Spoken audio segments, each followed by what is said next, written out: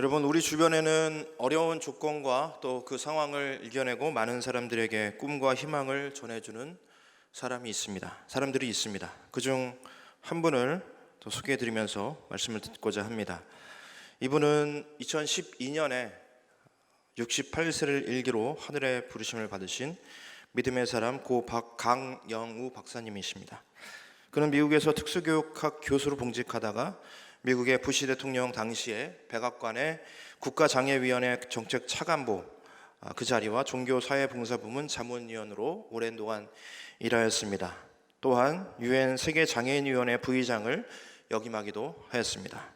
그는 120년 미국 이민사에서 미국의 최고위 공직에 오르는 그런 관료로 기록되었고요. 미국의 저명인사 임명사전에도 수록된 인물이기도 합니다. 여러분, 여기까지 들으면 이분이 미국 사회에서 아메리칸 드림을 잘 이룬 대단한 능력의 소유자로만 우리가 이해할 수 있을 것 같습니다. 그런데요, 이 강영우 박사님은 시각장애인이었습니다. 호르몬이 밑에 살다가 14세 때에 불의의 사고로 시력을 잃은 중도 실명자였고 이후로 줄곧 장애인으로 인생을 사셨습니다. 장애를 잃고 나서 직후에 그 충격으로 어머님도 돌아가시고 또 그 일이 있고 나서 얼마 지나지 않아서 바로 위에 있는 누나도 봉제공장에서 동생들을 위해서 학업을 중단하고 일하다가 그만 과로사로 세상을 떠나버렸습니다. 그래서 졸지에 시력을 잃은 10대 소년 가장이 되었던 그러한 분입니다. 깊은 절망에 빠져서 희망 없는 인생을 살 수도 있는 그런 기구한 상황을 겪으셨던 분입니다. 인생의 미래가 보이지 않아서 삶을 포기하고 싶은 시절을 보내기도 했습니다. 하지만 그는 점자를 배우며 대학을 목표로 공부하게 되었습니다. 이 말이 참 이상하게 들릴 수 있겠습니다. 당시에는 시각장애인이 대학을 입학한다는 것을 생각할 수 없는 그런 시절이었습니다. 당시 60년대에는 장애에 대한 편견과 차별이 아주 심했던 시절입니다. 지금은 의식이 많이 개선되긴 하지만 아직도 부족하지 않습니까? 이 시대는 더 심했던 그런 시절이었죠. 시각장애인이라는 이유로 대학에 원서 접수를 하러 갔다가 거부당하는 수모를 겪기도 하였습니다. 강 박사는 두 동생과 함께 살면서 절치부심하여서 당시의 어려움들을 극복하여 결국 명문대에 입학하게 되었고 또 우수한 성적으로 졸업한 후에 장애인으로는 최초로 국비장학생으로 미국 유학길에 올랐습니다. 박사학위를 마치고 특수교육학 교수로 봉직하다가 그의 이러한 삶의 궤적을 눈여겨보았던 미국 부시행정부의 고위 관료로 일을 하게 되었습니다. 시각장애라는 불리한 조건을 이겨내고 비장애인도 이루기 어려운 이 어려운 일들을 강영우 박사는 이루어내는 것입니다. 이러한 그의 인생이 많은 사람들에게, 그를 아는 많은 사람들에게 큰 감동을 준과 동시에 또 새로운 꿈과 희망을 주고 있습니다. 그는 독실한 신앙인으로서 그의 실명을 오히려 감사와 축복의 조건으로 또 이유로 고백하였습니다.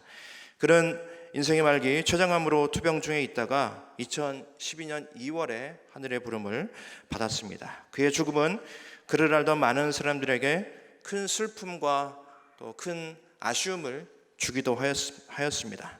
그러나 한편 그가 그의 삶을 통해 보여준 꿈과 희망의 증거가 아직도 우리 그리스도인들 뿐만 아니라 비그리스도인들에게도 많은 용기를 주고 있습니다. 고 강영우 박사의 감사는 그가 인생을 살면서 이룬 표면적인 이력과 그런 업적에 대한 감사가 아니었습니다.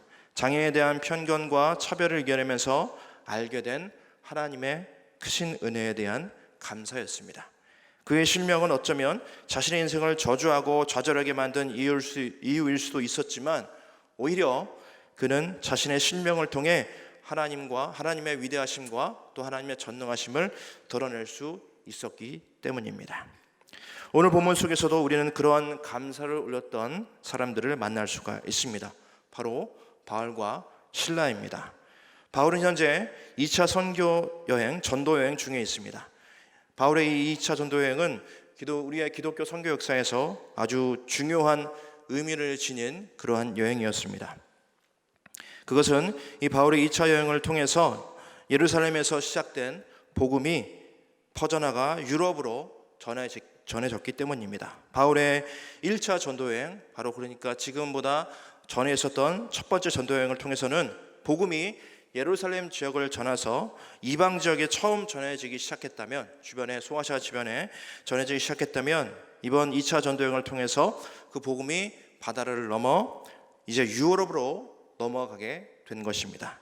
이것이 중요한 이유가 유럽으로 넘어간 그 복음은 북미를 거쳐 우리나라에 전해졌기 때문입니다. 아주 그 중요한 과정 간에 수많은 역사가 있지만 그 복음이 이방을 넘어 유럽으로 전해지기 시작한 그 여행이 바로 2차 전도 여행이라는 말씀입니다. 그런데 실은 이 2차 전도의 목적이 유럽 지역으로의 복음 전파는 아니었습니다. 바울 일행은 이 두 번째 전도 여행을 준비하면서 1차 전도 여행 때 방문했던 지역을 다시 방문하여 그곳의 사람들과 또 세워진 교회 공동체를 위로하고 그들의 영적인 상태를 확인하고자 하였습니다. 사도행전 15장, 오늘 본문의 앞장에 나와 있는데요, 15장 36절의 말씀을 제가 읽어드리겠습니다. 며칠 후에 바울이 바나바더러 말하되 우리가 주의 말씀을 전한 각 성으로 다시 가서 형제들이 어떠한가 방문하자 하고, 1차 여행 때 안디옥 교회의 파송을 받아서 최초의 전도 여행을 시작한 바울과 바나바가 두 번째 전도 여행을 시작하게 되었습니다. 처음에는 계획했던 각 지역으로의 방문이 순조롭게 진행되었습니다. 그러던 중에 예상치 못한 일을 만나게 됩니다. 계획했던 지역으로 들어가지 못하는 상황이 되었고, 다른 지역, 곧 드로아라는 지역에 이르게 됩니다. 그곳에서 바울은 이번 2차 전도여행에 큰 반전을 이루는 그 환상을 보게 됩니다. 사도행전 16장 7절에서 9절입니다. 오늘 본문의 바로 앞절인데요, 제가 읽어드리겠습니다. 무시아 앞에 이르러 비두니아로 가고자 애쓰되 예수의 영이 허락하지 아니하시는지라. 무시아를 지나 드로아로 내려갔는데 밤의 환상이 바울에게 보이니 마게도냐 사람 하나가 서서 그에게 청하여 이르되 마게도냐로 건너와서 우리를 도우라 하거늘. 바울이 건너와서 우리를 도우라 라고 청하는 이 마게도냐 사람의 환상을 보게 됩니다. 바울은 그때 예정했던 지역으로 진행할 수 있는 길이 다 막혀서 낙심도 많이 되었을 것이고 하나님의 인도하심을 구하며 기도하고 있었을 것입니다. 그러는 중에 마게도냐 사람의 환상을 보게 된 것이죠. 이 마게도냐 사람은요, 유럽 지역의 사람을 의미합니다. 이 사람을 도우러 건너간다는 것은 예정에도 없던, 상상치도 않았던 그런 지역으로 전도 여행 일정을 대폭 수정한다는 것을 의미하였습니다. 그것은 쉬운 일이 아니었습니다. 그런데 바울의 결단이 기가 막힙니다. 사도행전 16장 10절인데요, 이 10절은 오늘의 본문을 이해하는데 매우 중요한 역할을 하는 구절입니다. 제가 읽어드리겠습니다. 바울이 그 환상을 보았을 때에 우리가 곧 마게도냐로 떠나기를 힘쓰니 이는 하나님이 저 사람들에게 복음을 전하라고 우리를 부르신 줄로 인정함이러라. 바울은 망설이거나 주저하지 않고 곧바로 마게도냐 지역으로, 유럽의 초입이 되는 지역으로 이동하기로 합니다. 하나님께서 저 마게도냐 지역의 사람들에게 복음을 전할 것을 명하시는 것이다 라고 하면서 일행과 함께 전도여행의 일정을 과감하게 수정하였습니다. 그리고 유럽으로 넘어가 복음 전도 사역을 감당하게 됩니다. 여러분 생각해 보십시오.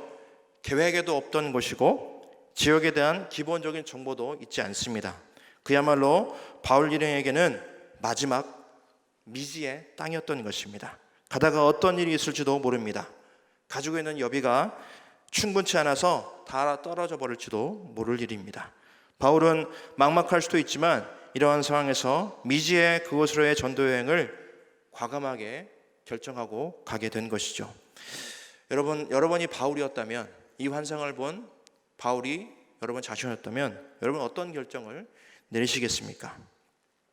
바울의 이 결단은 2차 전도여행의 목적이 바뀌는 성령의 그 역사에 쓰임을 받게 됩니다. 바울의 결단으로 팀의 행선지가 바뀌었지만, 계획도 바뀌었지만 성령의 역사가 이제 유럽 땅에서 새롭게 시작하게 된 계기가 되었습니다.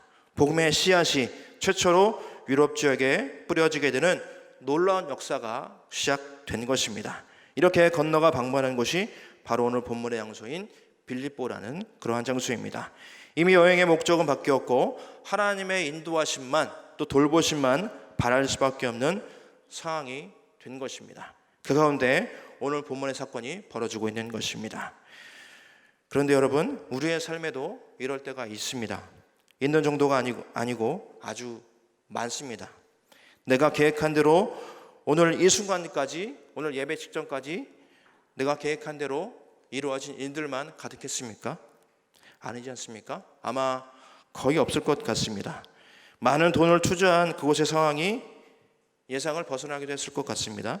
또 좋은 곳으로 옮기면, 직장을 옮기든 거처를 옮기든 더 좋은 곳으로 가게 되면 더 좋을 줄 알았는데 예상을 빗나가기도 했습니다. 내 생각대로 이렇게 저렇게 해보면 더 잘 될 줄 알았는데, 더 좋은 상황을 만날 수 있을 거라 생각했는데 예상을 아주 엇나가기도 했습니다. 나의 계획은 무산되고 나의 꿈도 사라지고 나의 평안도 저 멀리 달아난 것 같이 느껴지는 때도 있었습니다.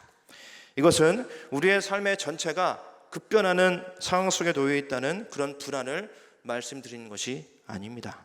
또한 한 치 앞도 내다보지 못하는 우리의 무지함과 또 약함을 말씀드리고자 하는 것도 아닙니다. 다만 살면서 나의 뜻대로 또 나의 계획대로 움직여지지 않는 상황들이 존재한다는 말씀을 드리는 것입니다. 바울의 2차 전도 여행 중에 경험했던 것들이 바로 그러한 것이었습니다. 오늘 설교 제목이 이렇게 감사합시다입니다. 여러분, 내 예상이 빗나가는 인생 중에서 이런 감사를 할 수 있을까요? 쉽게 대답할 수 없습니다. 아니, 머리로는 할 수 있을지 모르겠습니다. 그러나 실제로 그 상황을 맞닥뜨리게 된 그 상황 속에서 감사를 하나님께 올려드릴 수 있을지는 모를 일입니다. 감사라는 단어를 떠올릴 수조차 없는 그런 상황 중에 놓여 있으면 더욱 그렇다는 말씀입니다. 그런 상황에서는 감사보다는 하나님께 원망이나 불평을 드리는 것이 더 자연스러운 반응일지도 모르겠습니다. 그런데 앞서 말씀드린 본문의 배경이 되는 상황을 기억하면서 오늘 본문을 좀 자세히 살펴본다면 우리가 드려야 할 참된 감사의 의미가 어떠해야 할지 우리는 확인할 수가 있을 것 같습니다. 본문으로 돌아가 보겠습니다. 오늘 본문은 25절부터이지만 본문의 사건은 앞부분부터 16절부터 시작됩니다. 바울과 실라가 유럽으로 넘어왔고 빌립보라는 곳에 방문하게 되었습니다. 방문하고 보니 귀신 들린 상태로 사람들의 점을 쳐주는 한 여인이 있었습니다. 이 여인은 종으로서 귀신의 힘을 빌어서 점을 쳐주고 그렇게 받은 복채는 자신의 주인에게 주었던 그런 여인입니다. 주인이 점을 쳐주고 받은 이득을 취하고 있었던 것입니다. 바울과 실라가 길을 가다가 예수 그리스도의 이름으로 명하여서 이 여인을 사로잡고 있었던 귀신이 여인에게서 나가게 합니다. 귀신에게 붙잡혔다가 노임을 받은 여인은 더 이상 점을 치지 않게 되었지요. 그래서 점을 쳐서 받은 복채가 주인에게 돌아가지 않게 되었습니다. 주인의 수입원이 끊어졌다는 얘기입니다. 더 이상 돈을 벌 수 없게 됐다는 얘기입니다. 주인들이 자신에게 그런 손해를 입힌 이 바울과 그 일행들을 붙잡아서 고소합니다. 명목은 그들이 예수 그리스도의 이름을 전하면서 우리 동네의 질서를, 우리 사회의 질서를 어지럽히고 있다는 것이었습니다. 바울과 실라는 정당한 이유 없이 붙잡혀 끌려가고 많은 매질을 당한 후에 옥에 갇히게 되었습니다. 매질을 당한 모습은 나오지 않았지만 이 당시에 옥에 갇힌다는 것은 그저 영어의 몸으로 만드는 것을 끝나지 않고 옥에 갇히기 전에 매질을 하고 또 채찍질을 해서 옥에 가두게 되었던 것입니다. 발에는 착고가 채워져 있습니다. 호된 매질을 당한 뒤라 피로 옷이 범벅이 되었을 수도 있습니다. 정신적으로 그리고 체력적으로 그리고 영적으로 매우 힘든 상황을 지나고 있습니다. 한밤중이 되었고 바울과 실라가 옥중에서 하나님을 찬송합니다. 25절 말씀인데요, 함께 한 목소리로 읽어보겠습니다. 한밤중에 바울과 실라가 기도하고 하나님을 찬송하며 죄수들이 듣더라. 그런데 좀 이상합니다. 바울과 실라가 힘들고 지친 상황 중에서도 그것도 갇힌 옥중에서 밤중에 찬송하고 기도한다고 합니다. 한번 생각해 볼까요? 바울이랑은 지금 모함 같은 그런 고소를 당하고 또 근거가 부족한 고소였습니다. 그래서 아무런 잘못한 것도 없는데 지금 갇혀 있게 된 상황입니다. 로마 시민권을 가졌음에도 죄가 아직 확정되지도 않은 상태에서 모진매를 맞았고 옷은 거의 피범벅이 되었습니다. 정신은 혼미합니다. 대체 이게 뭐냐는 불평이 나와도 될 만한 그런 상황입니다. 그런데 바울과 실라는 오히려 기도하고 찬양합니다. 대체 무엇이 이 바울과 실라를 기도하고 찬양하게 만든 것일까요? 대체 그들의 마음 안에 어떤 것이 있었기에 하나님께 원망보다는 찬양과 마음을 드리는 기도를 올릴 수 있었던 것일까요? 여러분, 바울은 잘 아시다시피 다메섹 도상에서 예수님을 만나 회심한 이후에 그의 인생이 바뀐 사람입니다. 이전에는 예수님을 믿는 사람들을 붙잡아서 죽음에 이르게 했던 그런 사람이었는데 지금은 그 예수님을 전하는 일에 자신의 인생과 목숨을 건 사람이 되었습니다. 예수님의 뜻에 따라 이방인을 위한 사도가 되어 가는 곳마다 복음을 전했습니다. 예수 그리스도의 복음이 예루살렘을 넘어 유대와 사마리아와 땅끝까지 전해지는데 아주 중요한 역할을 하고 있었던 그런 바울입니다.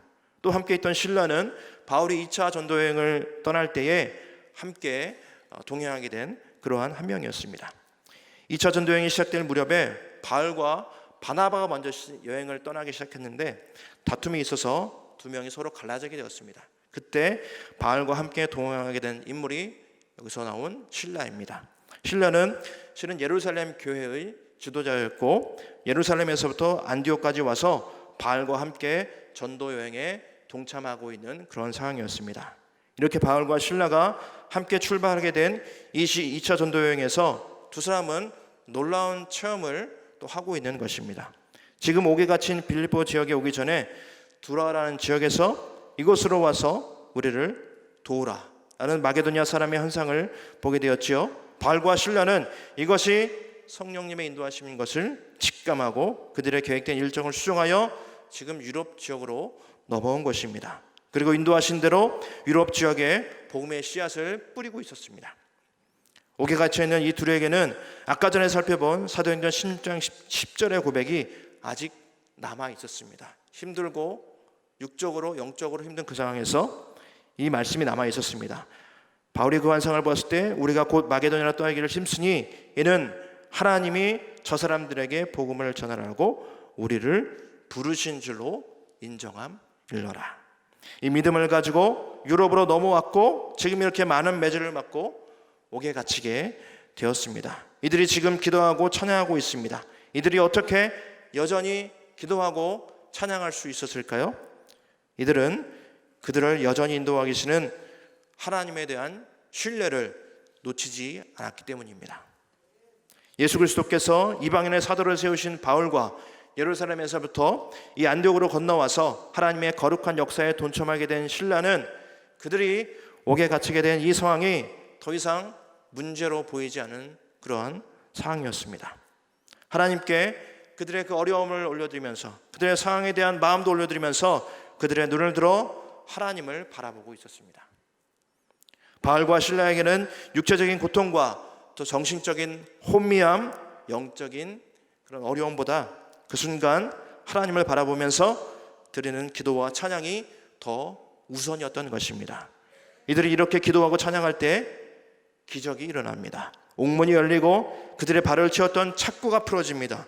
그들을 지키던 간수는 죄수들이 도망한 것에 대한 책임을 자신이 질 것을 염려하여 자결하려 하였습니다. 바울은 그를 불러 그러지 말 것을 외치게 됩니다. 지진이 일어나고 그들의 채워졌던 착고가 풀어진 것을 눈앞에서 목격한 간수에게서 나온 첫 말이 이 말이었지요. 어떻게 하여야 구원을 얻을 수 있겠습니까? 뜻밖의 반응 앞에서 바울은 구원의 말씀, 복음의 말씀을 전하게 됩니다. 본문의 31절과 32절 말씀입니다. 함께 읽겠습니다. 이르되 주 예수를 믿으라. 그리하면 너와 네 집이 구원을 받으리라 하고 주의 말씀을 그 사람과 그 집에 있는 모든 사람에게 전하더라. 간수와 그 온 집안의 식구는 하나님의 자녀가 되었습니다. 세례를 받고 크게 기뻐하게 됩니다. 바알과 실라는 성령의 능력으로 유럽에서의 복음의 씨앗이 이 사건을 통해 심기어지는 그런 놀라운 은혜를 체험하고 있는 것입니다. 하나님의 신실하심을 기억하고 붙들었던 그들의 그 믿음이, 그 감사가 하나님의 놀라운 역사를 보게 하고 있는 것입니다. 이후에도 유럽 지역에서의 역사가 크게 일어나게 됩니다. 바울과 실라는 이번 2차 전도의 목적을 바꾸시고 또 행선지를 유럽으로 옮기신 하나님께 감사하지 않을 수 없었습니다. 그들이 상상하지도 못한 일들이 그들의 상상을 넘어 벌어지고 있었기 때문입니다. 낙심하여 기도조차 나오지 않을 수 있는 그런 순간에 바울과 실라는 하나님의 신실하심을 붙잡았습니다. 그리고 그것을 바라보았습니다. 그리고 하나님께 기도와 찬양을 올려드렸습니다. 바울과 실라의 모습은 믿음 안에서 시작되는 하나님의 역사가 어떻게 이루어지는지 우리에게 보여주고 있습니다. 우리의 예상을 빗나가는 수많은 상황 앞에서 우리가 어떻게 믿음을 그리고 감사를 품을 수 있을지 우리에게 가르쳐 줍니다. 그 믿음은 우리의 삶의 어떠한 순간에서도 하나님은 신실하시다라는 믿음입니다. 우리의 삶의 어떠한 순간에서도 하나님이 여전히 우리를 도우시고 우리를 인도하시는 전능하신 하나님이시다라는 믿음입니다. 바울과 실라는 이런 신실하신 하나님을 기억하고 그 하나님을 바라보았기에 기도하고 찬양할 수 있었습니다. 옥에서 영적으로 육적으로 힘든 그 상황에서 하나님께 기도하고 찬양하였던 것입니다. 그리고 유럽에 복음이 실제로 심겨지는 그 현장을 목도하면서 크게 기뻐하고 감사했습니다. 우리는 바울과 실라가 보여준 이 믿음을 통해서 진정한 감사가 어디서부터 시작되어야 하는지 우리는 가늠할 수 있습니다. 믿음 안에서 드려지는 진정한 감사는요, 바로 하나님의 신실하심을, 하나님의 실수가 없으심을 변함없이 바라보는 것에서 시작됩니다. 우리가 잘 되건 잘 되지 못하건 하나님은 여전히 실수가 없으신 하나님이심을 고백하는 그 마음에서부터 진정한 감사가 시작되는 것입니다. 진정한 감사는 그렇게 믿으면서 주님을 바라보는 그 지점에서 시작되는 것이라고 말씀드리고 싶습니다. 여러분, 하나님은 우리가 잘 될 때에만 실수가 없으시고 전능하신 하나님인 것은 아닙니다. 그리고 하나님은 우리가 잘 되지 않을 때에도 여전히 실수가 없으시고 전능하신 하나님이신 것입니다. 하나님의 그 전능하심 아래에 우리의 모든 인생의 일들이 있는 것입니다. 천지를 만드시고 주관하시고 우리를 예수 그리스도를 통해서 구원하신 하나님의 그 사랑과 그 전능하심이 우리 인생의 모든 일 안에 충만하게 채워져 있다는 얘기입니다. 그리고 하나님은 여전히 선한 길로 우리를 인도하시고 우리를 그것에서 보호하시는 하나님으로 지금 우리 앞에, 우리 옆에, 우리 뒤에 우리와 함께하고 계십니다. 그래서 우리는 언제나 하나님을 찬양하고 또 하나님께 기도할 수 있는 것입니다. 하나님을 변함없이 바라고 찬양하는 우리 모두가 되기를 주님의 이름으로 축복합니다. 이제 말씀을 정리합니다. 여러분, 감사는요, 하나님의 신실하심을, 하나님의 실수 없으심을 변함없이 바라보는 그 지점에서 시작됩니다. 감사는 감사가 있을 수 없는 상황에서 하나님께 드리는 최고의 찬양입니다. 또한 감사는 감사가 보이지 않는 곳에서 하나님께 드리는 최고의 믿음입니다. 감사는 어떠한 상황에서도 하나님의 전능하심을 믿고 또 의지하면서 하나님을 놓치지 않은 최고의 결단인 것입니다. 이렇게 감사하는 저와 또 말씀을 듣는 우리 모두가 되기를 주님의 이름으로 축복합니다. 설교 초반에 말씀드린 고 강영호 박사가 하늘의 부름을 받기 전에 지인들에게 전한 편지글 중에 일부를 함께 나누고자 합니다. 믿음 안에서 드려지는 진정한 감사는 하나님의 신실하심을 바라보는 것에서 시작된다는 오늘의 말씀을 기억할 수 있는 그러한 귀한 고백이 담긴 편지글입니다. 제가 읽어드리겠습니다. 하나님의 축복으로 저는 참으로 복되고 감사한 한평생을 살아왔습니다. 저의 실명을 통해 하나님은 제가 상상조차 할 수도 없는 역사들을 이루어내셨습니다. 전쟁이 휩쓸고 가 폐허가 된 나라에서 어린 시절을 보내고 두 눈도 부모도 누나도 잃은 고아가 지금의 이 자리에서 서 있을 수 있는 것은 하나님의 인도하심 덕분입니다. 실명으로 인하여 당시 중학생이라면 꿈도 못 꿨을 예쁜 누나의 팔짱을 끼고 걸을 수 있었습니다. 이 누나는 실제 부인입니다. 실명으로 인하여 열심히 공부해서 하나님의 도구로 살아보겠다는 생각도 하게 되었습니다. 실명으로 인하여 책도 쓸 수 있었고 세상 방방곡곡을 다니며 수많은 아름다운 인연들도 만들었습니다. 하나님께서 마련해 주신 아름다운 인연들로부터 받은 게 너무 많아 봉사를 결심할 수 있었고 이를 통해 많은 사람들에게 감동을 전하는 강연들도 하게 되었습니다. 두 눈을 잃고 저는 한평생을 살면서 너무나 많은 것을 얻었습니다. 늘 여러분의 곁에서 함께하며 이 세상을 조금 더 아름다운 곳으로 만들기 위해 노력하고 싶은 마음은 무엇보다 간절하나 안타깝게도 그럴 수 없다는 것이 현실입니다. 최근 여러 번 병원에서 검사와 수술, 치료를 받았으나 앞으로 저에게 허락된 시간이 길지 않다는 것이 의료진들의 의견입니다. 여러분들이 저로 인해 슬퍼하시거나 안타까워하지 않으셨으면 하는 것이 저의 작은 바람입니다. 아시다시피 저는 누구보다 행복하고 축복받은 삶을 살아오지 않았습니까? 끝까지 하나님의 축복으로 이렇게 하나둘 주변을 정리하고 사랑하는 사람들에게 작별 인사할 시간도 허락받았습니다. 한 분 한 분 찾아뵙고 인사드려야 하겠지만 그렇게 하지 못하는 점 너그러운 마음으로 이해해 주시기를 바랍니다. 여러분으로 인해 저의 삶이 더욱 사랑으로 충만하였고 은혜로웠습니다. 감사합니다. 사랑하는 여러분, 믿음 안에서 간절하게 드려지는 진정한 감사는 하나님의 신실하심과 하나님의 실수 없으심을 바라보는 그것에서부터 시작됩니다. 이렇게 감사하는 우리 모두가 되시기를 주님의 이름으로 축복합니다. 기도하겠습니다. 사랑의 하나님, 한순간도 우리를 놓지 않으시고 인도하시니 감사합니다. 그 하나님께 진정한 감사를 올려드리게 하여 주시옵소서. 우리가 이룬 것, 내가 가지고 있는 것에 대한 감사라기보다 하나님의 하나님 되심, 하나님의 신실하심, 하나님의 실수 없음에 대한 감격으로 감사할 수 있는 우리 모두가 되게 하여 주시옵소서. 이렇게 감사하는 우리 모두가 되게 하시기를 간절히 바라오며 우리 구주 예수님의 이름으로 기도드리옵나이다. 아멘.